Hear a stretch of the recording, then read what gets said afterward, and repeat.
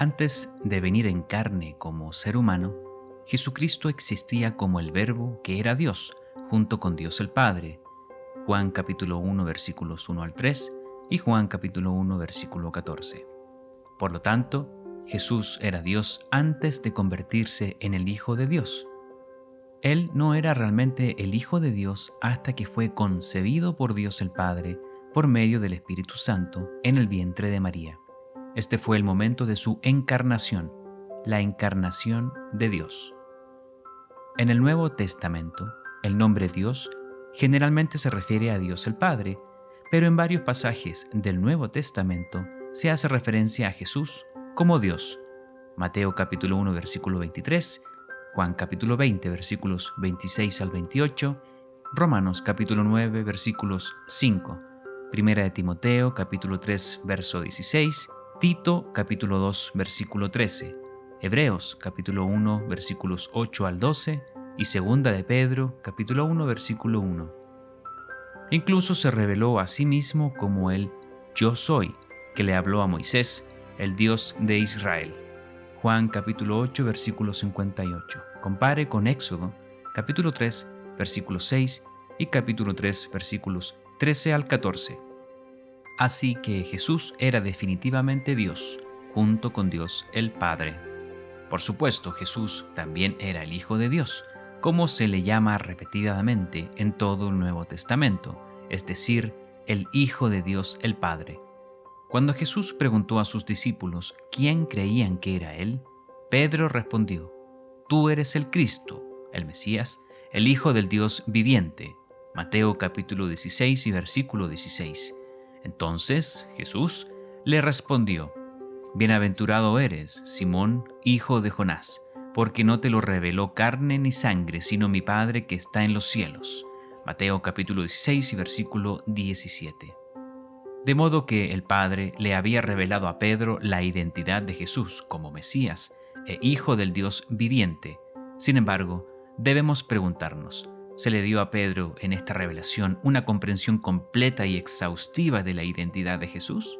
Debemos considerar que Pedro y los otros apóstoles aún no tenían una comprensión íntegra del papel de Jesús, del hecho de que había venido a morir por los pecados de la humanidad, que sería resucitado y que no vendría a gobernar al mundo sino dentro de un futuro lejano. Si bien el Padre le había dado a Pedro una verdadera e importante revelación sobre la identidad y el papel de Jesús, Pedro no tuvo una comprensión plena y completa hasta más tarde.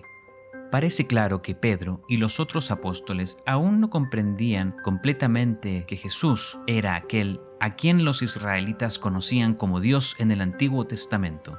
Evidentemente, esa comprensión vendría más tarde, aunque tal vez tuvieron una idea de esto antes de comprenderlo realmente. Los discípulos seguramente notaron cuál inusual era que, a diferencia del pueblo judío que comúnmente se refiere a Dios como nuestro Padre, Jesús habló de Dios personalmente como mi Padre.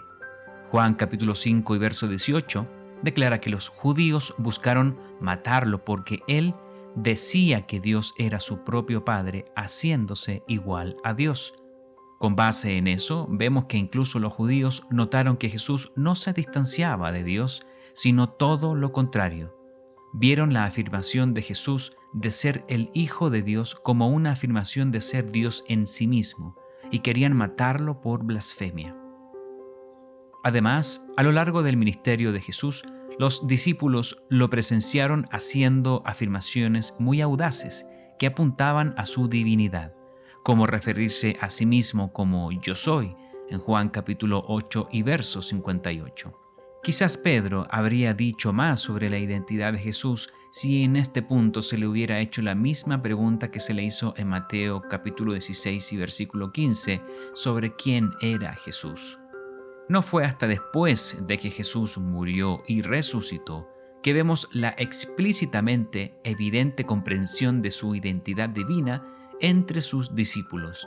Fue entonces cuando les abrió el entendimiento para que comprendiesen las Escrituras. Lucas capítulo 24 y versículo 45. Recuerde que el apóstol Tomás no vio inicialmente a Cristo resucitado como lo vieron los otros discípulos, y tuvo problemas para creer que Jesús estaba realmente vivo de nuevo.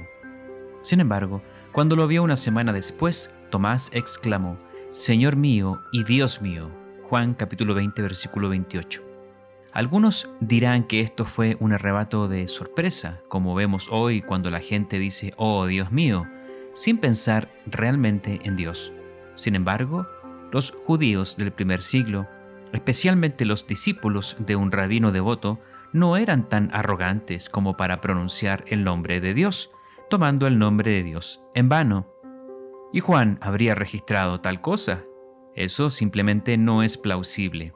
Por lo tanto, Tomás claramente estaba llamando a Jesús Dios. Entonces, ¿cómo había llegado Tomás a este entendimiento? Antes de ciertas declaraciones que Jesús mismo había hecho anteriormente, debemos considerar que, al día siguiente de su resurrección, se apareció como un extraño a 2 discípulos en el camino a Emaús, enseñándoles mucho. Y comenzando por Moisés y todos los profetas, les expuso en todas las Escrituras lo que se refería a él. Lucas capítulo 24 y verso 27. Este fue, sin lugar a duda, el mayor estudio bíblico jamás realizado. Y por la descripción presentada aquí, la enseñanza de Jesús seguramente debió haber incluido su identidad como el Dios de Israel. Jesús también se apareció a otros discípulos y les dio más información. Entonces, cuando Tomás se encontró con Jesús una semana después, este entendimiento más completo habría estado circulando entre los discípulos. Tomás lo habría sabido a pesar de tener problemas para aceptar la verdad de todo, pero cuando por fin vio al Jesús resucitado con sus propios ojos, creyó y declaró: «Señor mío y Dios mío». Esto es exactamente lo que Jesús era para Tomás y es para todos nosotros. Sin embargo, incluso entonces, probablemente hubo mucho que todavía no se entendía sobre esto. Evidentemente se le reveló más a la Iglesia en el transcurso del período en que fue escrito el Nuevo Testamento. Aún así, hay quienes argumentan que, siendo Jesús el Hijo de Dios, eso significa, por la distinción técnica implícita en la redacción, que Él no es Dios. No obstante, cuando Jesús se refiere a sí mismo repetidamente como el Hijo del Hombre, ¿significa que no era hombre? Claramente no. Pongámoslo de la siguiente manera. El hecho de que un niño sea hijo de cierto hombre de apellido Williams, ¿significa que este niño no es también Williams? Por supuesto que no, ya que probablemente también llevaría el apellido Williams. Algunos van más allá y argumentan de manera extraña que la declaración inspirada de Pedro de que Jesús es el Hijo del Dios viviente significa que el término Dios viviente debe aplicarse exclusivamente al Padre y no a Jesús. Sin embargo, debemos notar que Pablo menciona la Iglesia del Dios viviente en 1 de Timoteo capítulo 3 y versículo 15, y luego en el versículo 16 dice que Dios fue manifestado en carne y recibido en gloria. Entonces, aceptando que el Dios vivo en el versículo 15 es el Padre, ¿cómo deberíamos designar al Dios que se hizo carne en el siguiente versículo? ¿Es este Dios el Dios muerto?